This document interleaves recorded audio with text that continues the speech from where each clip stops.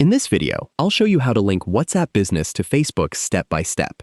Linking your WhatsApp Business account to Facebook allows customers to contact you directly from your Facebook page and helps you manage conversations more efficiently. First, open the Meta Business Suite app or visit the Meta Business Suite website in your web browser. Sign in with the Facebook account that manages your business. Next, click Settings, then open Linked Accounts or Business Settings. Select WhatsApp Accounts, then click Add or Connect WhatsApp. Enter your WhatsApp Business phone number and verify it by entering the confirmation code sent to your phone.